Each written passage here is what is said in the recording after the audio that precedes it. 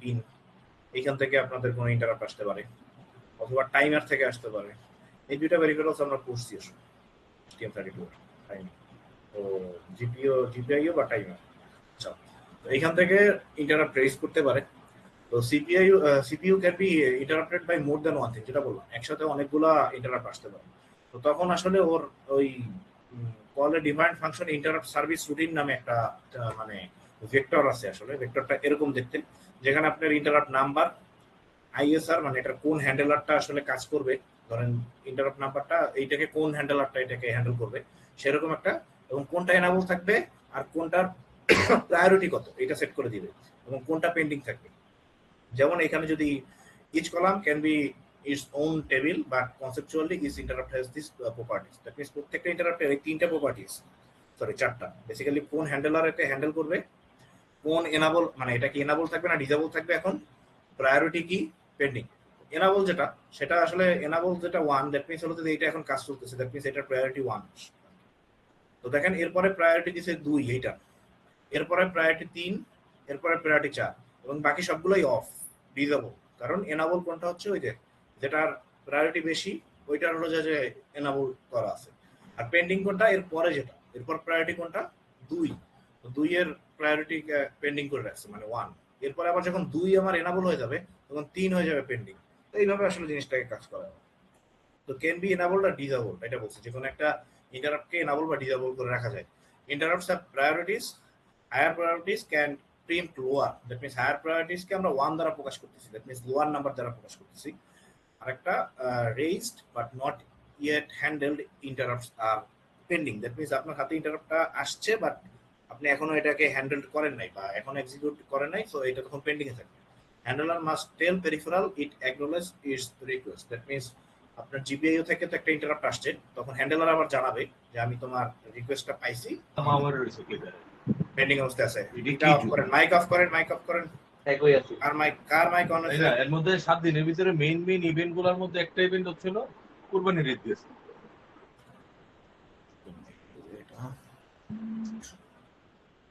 আচ্ছা, তো ওকে, এরপরে যেটা আরে এমডি মাহফুজুর রহমান লিজন, আপনি বারবার মাইকটা অন করে ফেলতেছেন।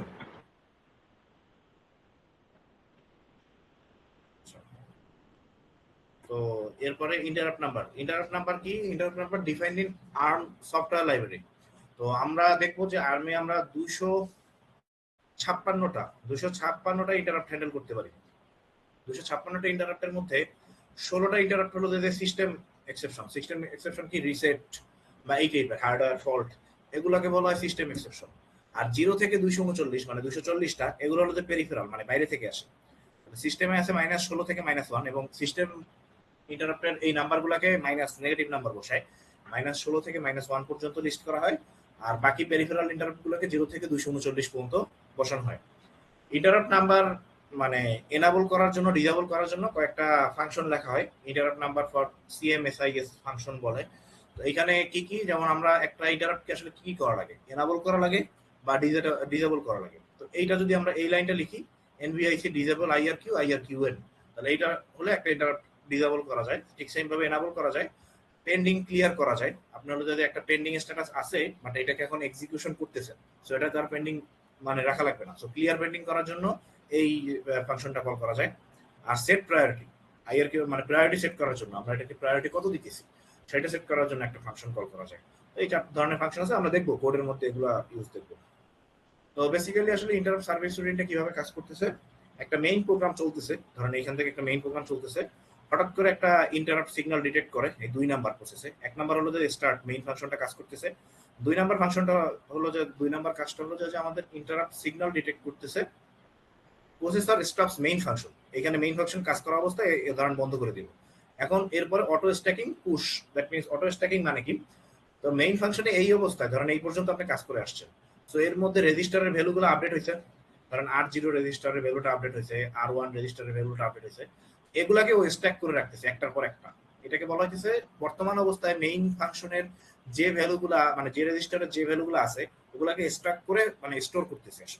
দেন স্টক মানে স্টোর করার পরে এরপরে হলো যে ইন্টারাপ্ট সার্ভিস রুটিনকে কল করতেছে।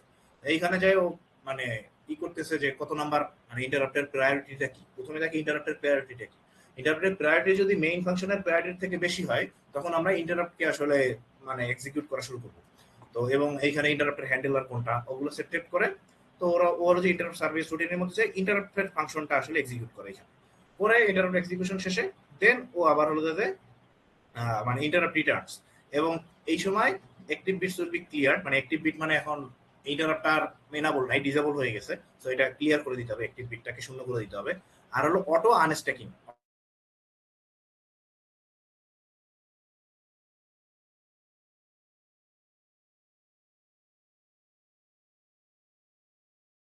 ইন্টারাপ্টের মানে ওয়ার্ক ফ্লো আসলে total.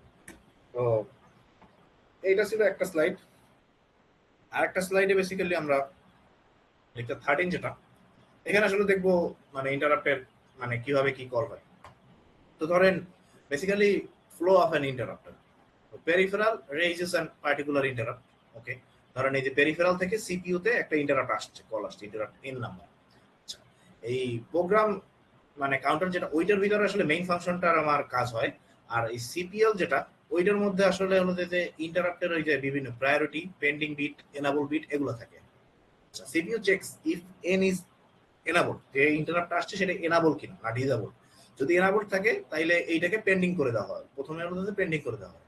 Then CPU checks the priority of N versus the current priority level, মানে সিপিএল বর্তমানের যে কারেন্ট প্রোগ্রামটা, কারেন্ট প্রোগ্রাম লেভেলের সাথে যদি আমার বা কারেন্ট প্রায়োরিটি লেভেলের সাথে হলো যে ইন্টারাপ্ট লেভেলের ইন্টারাপ্টের প্রায়োরিটি লেভেলের একটা তুলনা করা হয়, যে সিপিএল এর প্রায়োরিটি বেশি না ইন্টারাপ্টের প্রায়োরিটি বেশি।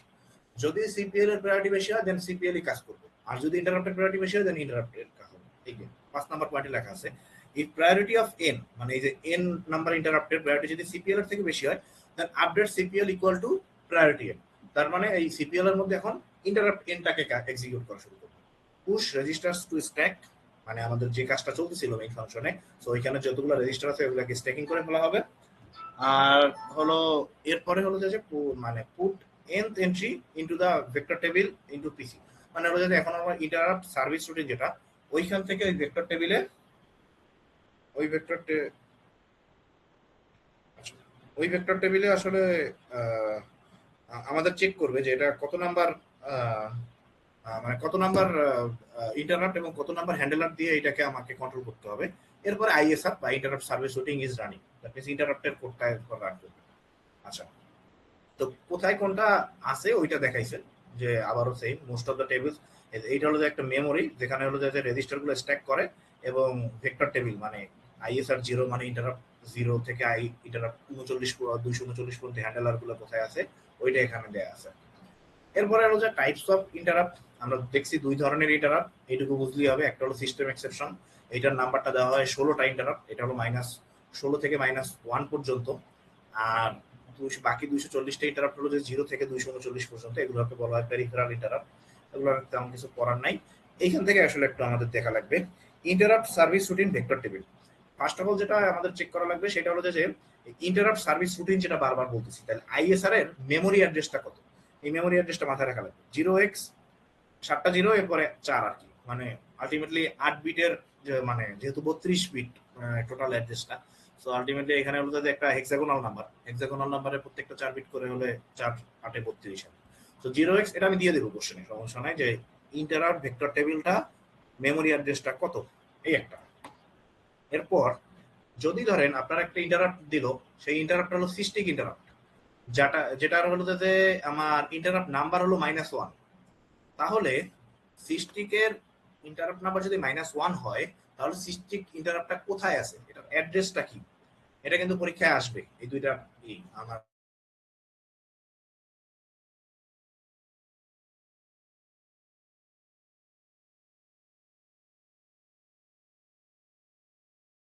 কত করে 4 মানে বাইট করে, 4 বাইট মানে 32 বিটের।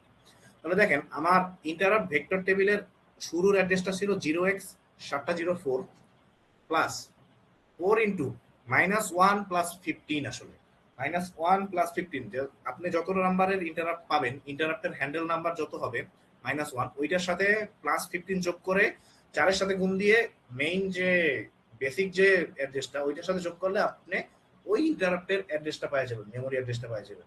সেম সেম জিনিসটা যদি আমরা ইসের ক্ষেত্রে করি, রিসেটের ক্ষেত্রে করি, রিসেটের হলো যে হ্যান্ডেলার নাম্বার হলো যে -15 বা ইন্টারাপ্ট নাম্বারটা হলো -15, তাহলে রিসেট হ্যান্ডেলারটা কোথায় আছে, এটা মেমোরি অ্যাড্রেসটা কি? ঠিক সেই আমাদের বেসিক যে অ্যাড্রেসটা ওইটার সাথে 4 বাইট ইনটু -15 + 15 করলে যেটা যেটা তো শূন্যই আসবে। সো আলটিমেটলি বেসিকটা যে মানে মানে রিসেট আছে আসলে এই নাম্বার ইসে, এই নাম্বার মানে অ্যাড্রেস, এই অ্যাড্রেসে আছে। তো এইভাবে আসলে অ্যাড্রেস বের করা লাগবে। সো আমি এটা বলে দিব আপনাদের, হলো যে বেসিক অ্যাড্রেসটাও বলে দিব যে এই বেসিক অ্যাড্রেস হলো এইটা। আর সিস্টিকার রিসেট যদি বলে দেই তাহলে আপনাদের এটা মাথায় রাখা লাগবে, সিস্টিকের ইন্টারাপ্ট নাম্বার -1 আর রিসেটের ইন্টারাপ্ট নাম্বার হলো -15, হলো -1 + 15 করতে হবে আর এটা -15 + 15 করতে হবে। এইভাবে হলো যাতে অ্যাড্রেসটা বের করতে হবে। আর অন্য কোনো যদি আমি ইন্টারাপ্ট বলি তাহলে ওইটার ইন্টারাপ্ট নাম্বারটা আমি বলে দিব কোশ্চেনে। আচ্ছা, তো এইখানে এই একটা পড়ার জিনিস ছিল। আর হলো যে একটা আছে পিএসআর নাম্বার, যেটা পিএসআর হলো প্রোগ্রাম স্ট্যাটাস রেজিস্টার। তো ইন্টারাপ্ট নাম্বার যেটা আসছে এটাকে স্টোর করা লাগবে একটা রেজিস্টার। আপনার একটা ইন্টারাপ্ট নাম্বার 4 নাম্বার ইন্টারাপ্ট আছে, বাট এটা আসলে একটা প্রোগ্রাম স্ট্যাটাস রেজিস্টারে এটাকে আপনার হলো যে মানে স্টোর করে রাখা লাগবে। তাহলে আপনি হলো যে মানে বুঝতে পারবেন। তাহলে সেই ইন্টারাপ্ট নাম্বারটা পিএসআর এ কত হয়, সিএমএসআইএস এর যে ইন্টারাপ্ট নাম্বার, সিএমএসআইএস এর ইন্টারাপ্ট নাম্বার বলতে এগুলা, এই যে -15 -1 এগুলোর সাথে আরো +15 যোগ করে আসবে, +15 যোগ করে দেন হলো যে পিএসআর এ সেন্ড করা হয়। পিএসআর রেজিস্টারটা এরকম দেখতে। এইখানে 3 ধরনের পিএসআর, একটা হলো অ্যাপ্লিকেশন প্রোগ্রাম স্ট্যাটাস রেজিস্টার, একটা হলো ইন্টারাপ্ট প্রোগ্রাম স্ট্যাটাস রেজিস্টার, একটা হলো এক্সিকিউশন প্রোগ্রাম স্ট্যাটাস রেজিস্টার। তিনটাকেই আলাদা আলাদা যদি 32 বিটের রেজিস্টার ভাবা হয় তাহলে প্রত্যেকটারই কিছু কিছু জায়গায় ইউজ হয়। যেমন এপিএসআর এর এই যে নেগেটিভ, ইন্টিজার, তারপর হলো যে ক্যারি, ক্যারি বিট, এগুলো হলো যাতে ইউজ করা হচ্ছে। এই 5টা ফ্ল্যাগ বিট আছে এখানে। আবার সাথে যদি আমরা আইপিএসআর এর দিকে যাই তাহলে এখানে আইএসআর নাম্বার নামে একটা জায়গা আছে যেখানে হলো ইন্টারাপ্ট নাম্বারটা হলো হোল্ড করা হয়। তাহলে এরকম একটা আইপিএসআর রেজিস্টার আছে। ইপিএসআর এরও আবার কিছু জায়গা আছে যেটা আমাদের আসলে ইউজ হয় না। তো এই তিনটা যদি কম্বাইন করা হয় তাহলে পিএসআর রেজিস্টারটা পাওয়া যায়। যেমন এইটার থেকেই প্রথম 5টা বিট মানে 27 থেকে 31 নাম্বার বিটটা ইউজ করা হয়। এরপরে 26 থেকে 24 পর্যন্ত হলে যাতে আইসিআই বা আইটি ইউজ করা হয়। দেন বাকিটুকু রিজার্ভ, দেখেন বাকিটুকু সবার জন্য রিজার্ভ, এই পার্টটুকু সবার জন্য রিজার্ভ। তো ওইটা হলো যে রিজার্ভ হিসেবে চলে আসছে। এরপরে এখান থেকে জি আসছে যেটা আমরা ইউজ করি না খুব একটা। এরপরে পার্টটুকু আবার সবার জন্য রিজার্ভ, এই আইসি আই বা আইটি পর্যন্ত। এরপরে হলো যে আবারও একটু রিজার্ভ পার্ট আছে, এন্ড দেন এরপর হলো আইএসআর নাম্বারটা এখানে। সো এই তিনটা রেজিস্টারকে কম্বাইন করে একটা রেজিস্টারে আসলে আনা হইতেছে।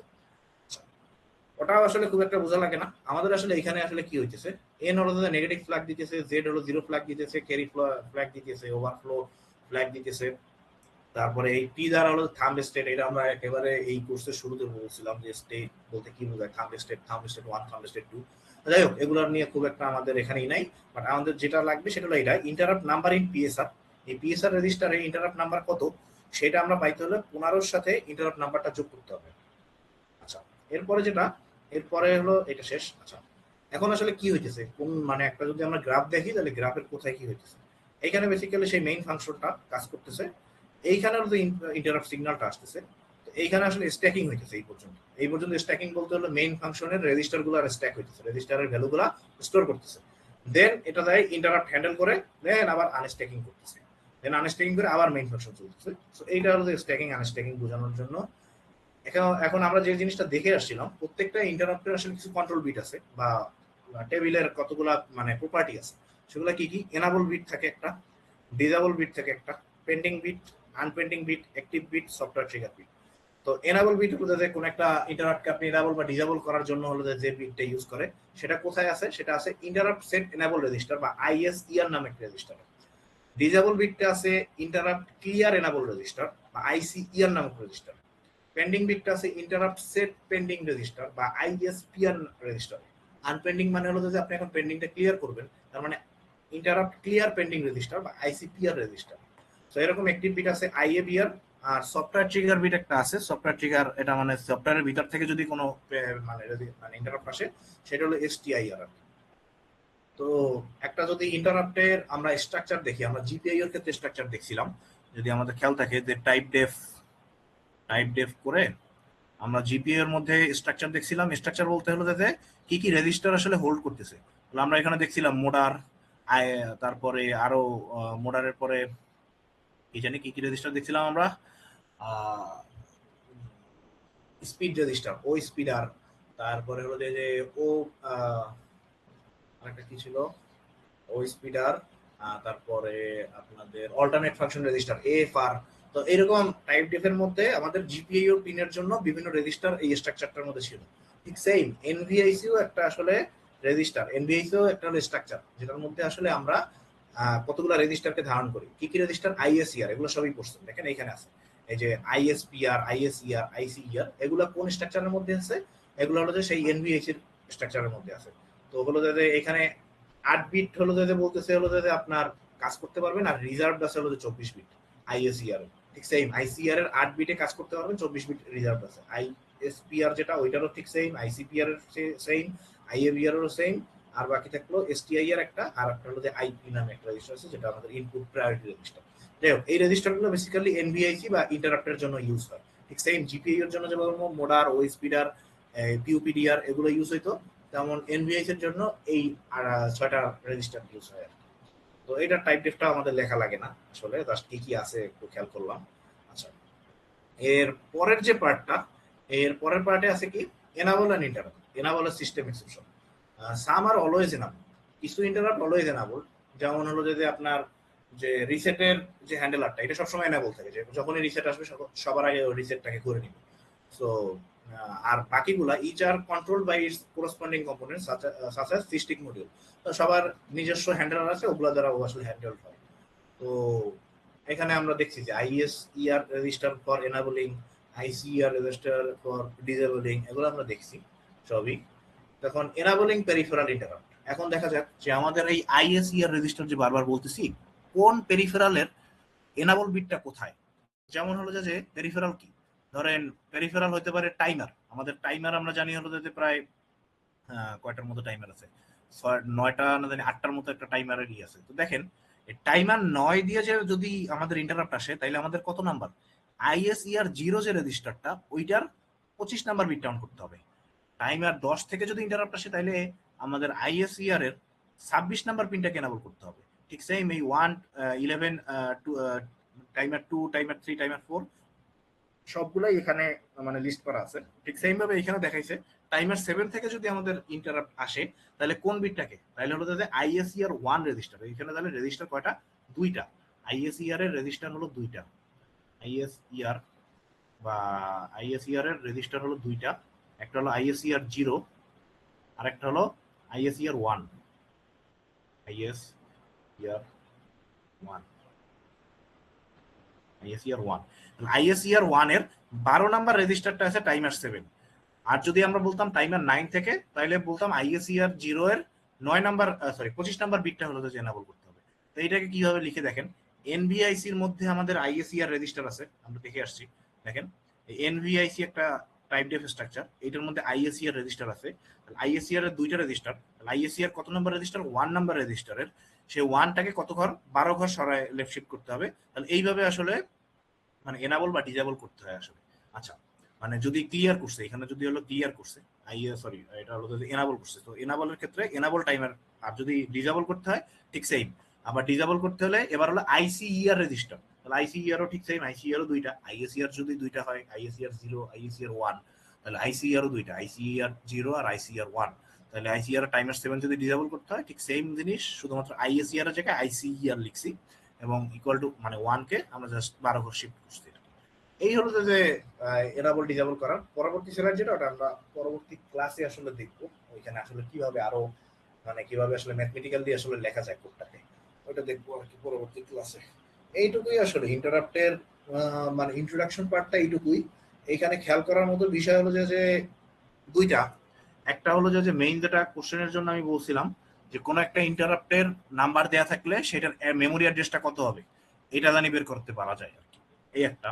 আর একটা হলো আর এইখানে হলো যে ইন্টারাপ্টের কোন একটা ইন্টারাপ্টের জন্য কি কি রেজিস্টার আসলে ইউজ হইতেছে, আইএসইআর, আইসিইআর, আইএসপিআর, আইসিপিআর, আইএবিআর, এসটিআইআর। সো এই রেজিস্টারগুলো জানি আমাদের মাথায় থাকে। তো এই 2টা স্লাইডের মেইন পড়া আসলে এইটুকুই আসলে। আর বাকি হলো যে আমাদের একটা কোড থাকবে, সেই কোডটা আমরা সোমবার দেখবো আর কি। তাহলে আসলে আপনাদের সিলেবাস শেষ হয়ে যাবে। এই কারো কোনো কোশ্চেন আছে? স্যার একটা কোশ্চেন ছিল স্যার। বলেন। স্যার কালকে তো আমাদের ল্যাব ফাইনাল, স্যার ওইটা কি ফুললি রিটেন নেবেন নাকি ল্যাব ফাইনাল রিটার্ন 30 মার্কের রিটেন। স্যার ওইখানে কি কোড থাকবে, ডিরেক্ট কোড থাকবে? হ্যাঁ কোড থাকবে, ম্যাথ থাকবে। কোড হলো যে ছয়টা এক্সপেরিমেন্ট করাইছে ওই ছয়টা এক্সপেরিমেন্টের মধ্যে। স্যার রুম কি আগের রুমটাই থাকবে নাকি চেঞ্জ হবে? পরীক্ষা ওই সেই ক্লাসরুমেই হবে। স্যার আর কেউ?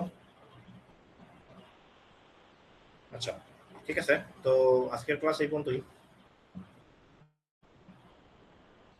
চলে যাইতে পারে। আর অ্যাটেন্ডেন্স দেওয়া আছে।